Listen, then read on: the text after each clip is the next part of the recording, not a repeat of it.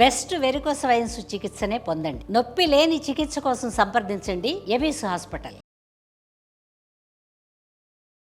నమస్తే రమగారు. నమస్తే జయ. రమగారు, చందమామ కథ ఏదైనా చెప్తారా? గ్రీకు జానపద గాథలు, ఆఫ్రికన్ జానపద గాథలు అట్లాంటివి అప్పుడప్పుడు చెప్పుకున్నాను. అవునవును. ఓ గ్రీకు జానపద గాథ చెప్తా. పూర్వం ఓ రాజకుమారుడికి పెళ్లి చూపుల కోసమని బోల్డని సంబంధాల ఫోటోలు వచ్చాయి. అందులో ఒక ఫోటో ఆయన భలే నచ్చింది. చేసుకుంటే ఈ పిల్లనే చేసుకుంటానని ఫ్రెండ్స్కి అందరికీ చూపించేట. చూపిస్తే ఈ ఫ్రెండ్స్లో ఒకళ్ళిద్దరు మంత్రి గారి కుమారులు ఉన్నారు. వాళ్ళు ఆ రాజకుమార్తె వివరాలన్నీ తెప్పించారు.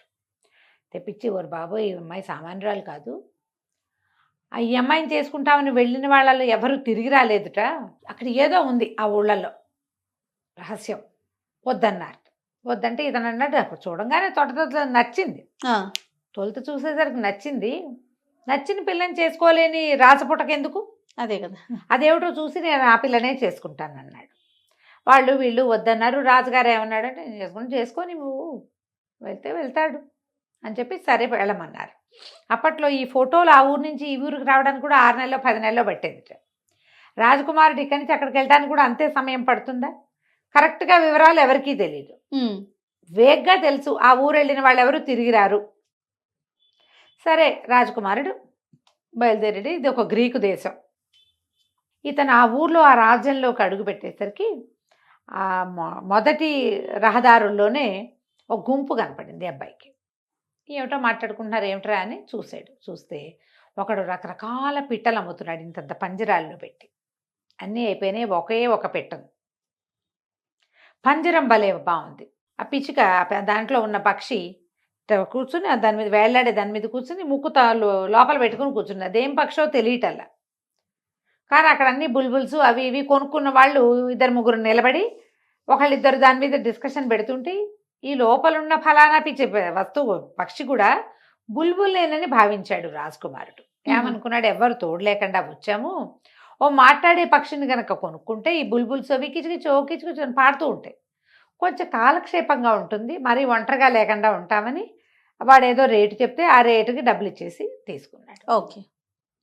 తీరా ఆ గుంపు బోళ్ళంత సమూహం ఉంది కదా, ఆ పక్షిని బాగా చూడ్డానికి ఇతనికి తెలియలే. యువతలకు వచ్చి ఓ సత్రం గదిలో చేరి చూసేసరికల్లా అదొక మామూలు పిచ్చిక. అదేదో బంగారు పంజరంలాగా కనపడుతుంది. మామూలు చెక్క పంజరమే, పుల్లలతో కట్టింది, దానికి బంగారపు రంగు వేశారు. ఓకే. ఓరిని అది చూసి అనుకున్నాడు, పోసి ఇది మామూలు పిచ్చికే, ఊర పిచ్చికి అంత రేటు ఇచ్చాను తెలివి తక్కువగా, ఒట్టి రాగానే ఊళ్ళోకి రాగానే నష్టపోయామే, పని ఏమవుతుందో మంది అనుకున్నాడు. పైకే అన్నాడు. అనంగానే అందులో ఉన్న పిచ్చికంది, ఏం పర్వాలా, నన్ను తీసుకున్నందుకు నువ్వేం నష్టపోవు, నీకు లాభం చేకూరుస్తా నేను అనేసరికి ఆశ్చర్యపడి, ఊసి నీ పిచ్చిక నీకు మాటలు వచ్చా అన్నాడు. చాలా వచ్చు నాకు, ఓ పంచి, ఈ పంజరాన్ని తీసి పక్కన మారి నన్ను నీ జేబులో పెట్టుకో, నీకు కావలసిన పని చేస్తాను నేను అని చెప్పింది. సరే, కొన్నది పిచ్చిగా, అది పంజరంలో ఉన్నా జేబులో ఉన్నా ఒకటే, అది ఎగిరిపోతుందేమో అని అనిపించలే. దాని మాటలకు లోబడ్డాడు రాజకుమారుడు. ఆ పంజరం తీసి పక్కన బారేసి, ఆ పిచ్చిక ఎంత ఉంటుంది, అది ఇంతే ఉంటుందిగా, అతను వేసుకున్న కోటు జేబులో పెట్టుకున్నాడు. పెట్టుకున్నాక సరే, ఆ సత్రంలో ఏదో వ్యవహారం భోజనం చేశాడు, కాస్త అలసట తెచ్చుకుని రాజభవనానికి బయలుదేరాడు. రాజకుమార్తెని పెళ్ళాడ కోరి వచ్చానని చెప్పాడు. చెప్పేసరికి సరే, ఈ బయట ఉన్న సైనికులు వాళ్ళు రాజుగారి దగ్గరికి తీసుకుపోయారు. ఆ రాజుగారు మంచి గంభీరంగా ఉన్నాడు. అన్నాడు, అబ్బాయి, మా అమ్మాయి 7 సంవత్సరాల నుంచి మాట్లాడటల్లా, ఎందుకు మాట్లాడుతో తెలియదు, మా పిల్లని మాట్లాడిచ్చిన వాడికే ఇచ్చి పెళ్లి చేద్దామని అనుకుంటున్నాం. కాకపోతే ఇక్కడ ఒక లొసుగుంది, నువ్వు లోపలికి వెళ్తావు, మాట్లాడిస్తే సరే, మాట్లాడించలేదనుకో నువ్వు మా పిల్లని చూసి బయటికి వెళ్ళిపోతావు. ఓహో కదా, కాబట్టి నువ్వు మాట్లాడించలేకపోతే పేకొత్తరిస్తాం. ఇప్పటిదాకా వచ్చిన వాళ్ళందరికీ అదే పని చేసాం. బాగుంది.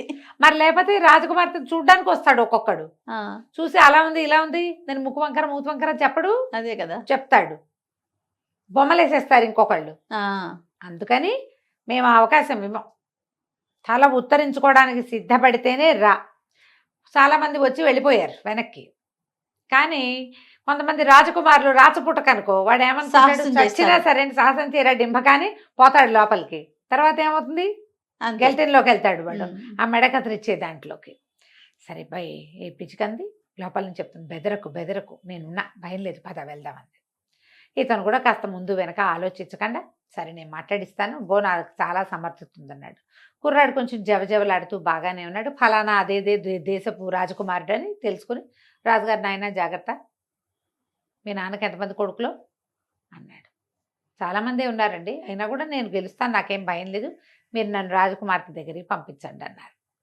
ఆ అమ్మాయిని ఒక సెపరేట్ మందిరంలో ఉంచారు. అమ్మాయి ఎవరితోటి మాట్లాడదు, మాట్లాడడం మానేసింది. 7 ఏళ్ళు అయింది. ఒక ముసలి దాది, చిన్నప్పటి నుంచి ఆ పిల్లని ఎత్తుకు పెంచిన దాది మాత్రం ఈ అమ్మాయికి సహాయకారిగా ఉంటుంది. ఆ ముసలమ్మాయి ఈ పిల్ల ఉంటున్నారు అక్కడ ఆ బిల్డింగ్లో. ఇంకా ఇతరత్ర పనులు చేసేవాళ్ళంతా పనులు చేసి బొమ్మలాగా వెళ్ళిపోతారు. ఈ పిల్ల ఎవరితోటి మాట్లాడదు, ఎవరేం మాట్లాడి 4 పీక్స్ వచ్చినా సమాధానం చెప్పదు. సరే లోపలికి వెళ్ళాడు. వెళ్ళాక నమస్కారం రాజకుమారి అంటే ఆ పిల్ల అట్లా చూసింది. బాగున్నారా అన్నాడు. ఎందుకు మీరు మాట్లాడటలేదు అన్నాడు. అనేసరికి ఈ పిచ్చికంది, నువ్వు పని చేయి, నువ్వు అటు ఇటు తిరిగి ఆ రాజకుమార్తెకి అవతల పక్కన ఒక గూళ్ళలాగంటి కనపడుతుంది కదా, ఆ గూట్లో పెట్టింది నన్ను. తర్వాత గూటితో మాట్లాడుతున్నట్టుగా వేయి వేషం, గూట్లో నుంచి నేను నీతో మాట్లాడతా, నువ్వు ఎంతైనా కవిచ్చు, నేను నీకు సమాధానం చెప్తా అనేసరికల్లా ఈ అబ్బాయి ఏం చేశాడు, ఆ పిచ్చుకని అలాగా జేబులోంచి తీసి చేత్తపుచ్చుకున్నాడు. ఈ రాజకుమార్తెని మిమ్మల్ని ఒకసారి పూర్తిగా చూడనివ్వండి అని అటు ఇటు తిరుగుతూ అతని వైపు కూడా చుట్టాల అమ్మాయి వెళ్ళి ఏం చేశాడు, రాజకుమార్తె కూర్చున్న దానికి కాస్త వెనకగా ఉన్న ఒక గూట్లో పిచ్చుకని తోసేసాడు. అది పోయి లోపలికి కూర్చుంది. మళ్ళీ వచ్చి రాజకుమార్తెకి ఎదురుకుండా నుంచున్నాడు. ఏంటి రాజకుమారి ఒక మాట కూడా మాట్లాడట్లేదు, సరే మీరు మాట్లాడేపోతే నా గూటుతోటైనా మాట్లాడతాను, ఏమే గూడు బాగున్నావా అన్నాడు. గూట్లో నుంచి ఆ పిచ్చక మాట్లాడాడు. చాలా బాగున్నాను అనగానే రాజకుమార్తె అడిలిపోయింది. ఏమిటి ఎవరు మాట్లాడుతున్నారు, వెనక్కి తిరిగి చూసింది. గూడు గూడు రాజకుమార్తెతో మాట్లాడడానికి వచ్చాను, ఆవిడేమో మాట్లాడట్లేదు, నువ్వైనా మాట్లాడతావు కదా నాతోటి అన్నాడు. అనగానే ఆ గూడుల్లో నుంచి ఆ పిచ్చిక చెప్పింది, ఎందుకు మాట్లాడను, నేను రాజకుమార్తెలాగా వెరుబాగులు దాన్ని కాను, నాకు బోల్డ్ మాటలొచ్చు, బోల్డ్ కబుర్లు చెప్పుకుందాం మన ఇద్దరం, చెప్పు మీదేం ఊరు, నీకేమొచ్చు అని అడగటం మొదలెట్టింది. రాజకుమార్తె నిర్ఘాంతపోయింది. ఇట్లా ఇట్లా ఇట్లా ఇట్లా చూస్తోంది, ఇద్దరికేసి గూటుకేసి చూస్తోంది. గూట్లో నుంచి మాట్లాడటం వస్తున్నాయో తెలియటల్, అటు చూస్తోంది. ఇటువైపు తిరిగితే ఇతను మాట్లాడుతున్నాడు, ఇద్దరు మాట్లాడుకుంటున్నారు. మీదే ఊరంటే మీదే ఊరని నిర్ఘాంతపోయింది. అయితే రాజకుమారుడు అన్నాడు, అబ్బాయి ఇంతసేపు కబుర్లు చెప్పుకుంటాం, ఏదైనా మంచి కథ వస్తే చెప్పు నీకు అన్నాడు. అనేసరికి అలా గూట్లో ఉన్న పిచ్చుకంది, కథలు రాకపోవటం ఏంటి, నాకు బ్రహ్మాండమైన కథ వచ్చు, నేను చెప్తాను చూడు అని చెప్పి ఒక ఊళ్ళో ఒక రైతు ఉన్నాడు. ఆయనకి 3 కొడుకులు ఉన్నారు. 3 కొడుకులకి భలే విద్యలు వచ్చు. పెద్దవాళ్ళ దగ్గరికి విద్యలు వచ్చు. 3వవాడు భక్తిపరుడు. పెద్దవాడు ఏంటి, ఏ చెక్కనైనా సరే చక్కటి అందమైన బొమ్మలాగా చెక్కేస్తాడు. ఇంత చెక్క మొక్క దొరికితే బొమ్మ చేస్తాడు. 2వవాడు చక్కటి వస్త్రాలు తయారు చేస్తాడు. వాడు ఏ దారంతోటైనా వస్త్రం చేయగలడు. దారాలు ఏంది, ఇప్పుడు అరటినారతోటి కూడా అరటినార వస్తుందా, జనపనార, అన్నిటితోటి చేస్తాడు. పత్తితోటే కాకుండా అన్నిటితోటి అందమైన వస్త్రాలు చేయగలడు. 3వవాడికి ఏవి రాదు, అట్లాంటి పనులు రావు. కానీ వాడు పరమ భక్తిపరుడు. వాడు దేవుణ్ణి ప్రార్థించాలంటే దేవుడు దిగొచ్చి పనిచేయాల్సిందే, అంత భక్తి వాడికి. అయితే ఒకసారి వీళ్ళు 3 ఏం చేశారు, వేరే ఒక ఊరికి బయలుదేరారు, ఏదైనా జీవిక సంపాదించుకుందామని. వీళ్ళు వెళ్ళే దారిలో వీళ్ళకి చక్కటి నున్నటి పనస చెక్క కనపడింది. అది ఇంత కోడల్లే ఉంది.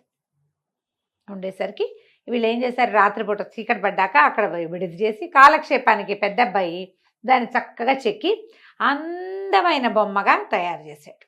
వీళ్ళు ఏమనుకున్నారంటే, ఎవరు ఒకళ్ళు మెలకుగా ఉండి ఇద్దరు పడుకోవాలి. పెద్ద అబ్బాయి మెలకుగా ఉన్నాడు, చిన్నపిల్లలు ఇద్దరు పడుకున్నారు, చిన్న కొడుకులు ఇద్దరు.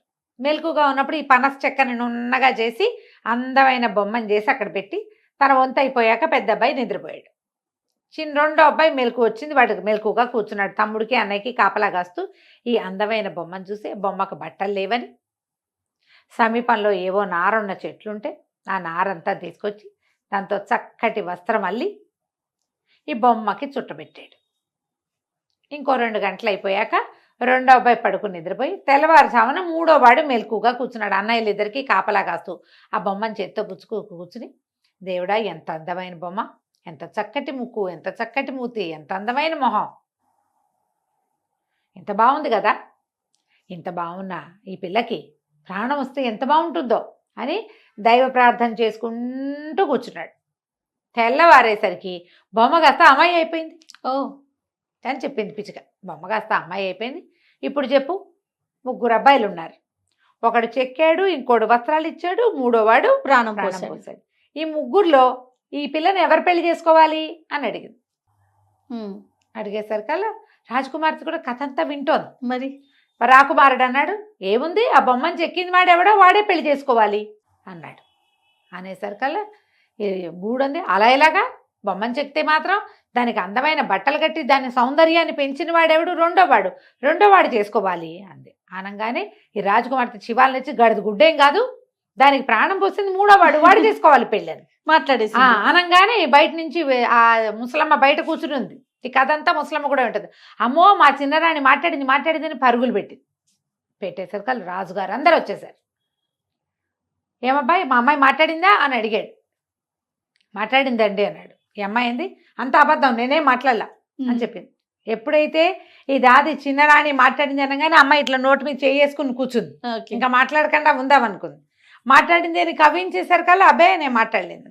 రాజుగారు పెళ్ళ నవ్వాడు. నీ కంఠం అందరూ వినేశారు అని చెప్పి, భలే ఎత్తేసావు, ఇంత తెలివితేటలు నీకు ఎట వచ్చాయి అని అడిగితే, నీ తెలివితేటలన్నీ నా ఒకడవే కాదండి, నాకు నేను ఈ గూటుతో మాట్లాడే, ఈ గూట్లో ఉన్నాయి తెలివితేటలన్నీ అని చెప్పాట రాజకుమారుడు. ఓహో.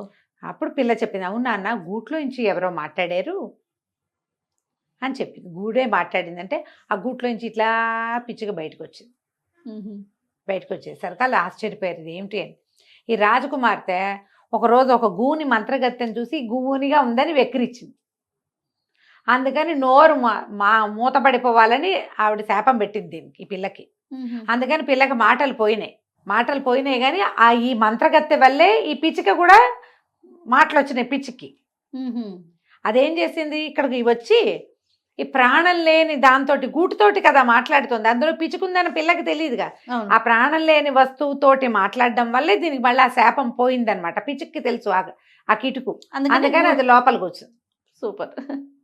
దాంతో ఈ మంత్రగత్తె వేసిన మంత్రకట్టు విడిపోయి 7 ఏళ్ల నుంచి మాట్లాడిన రాజకుమారి మళ్ళీ మాట్లాడటం మొదలుపెట్టేసరికి ఆ గ్రీకు దేశపు రాజకుమారుడికి ఇచ్చి ఇంకో గ్రీకు దేశపు రాజకుమార్తెని పెళ్లి చేశారు. అది కంచికి మనం బాగుందండి. నమస్తే. నమస్తే.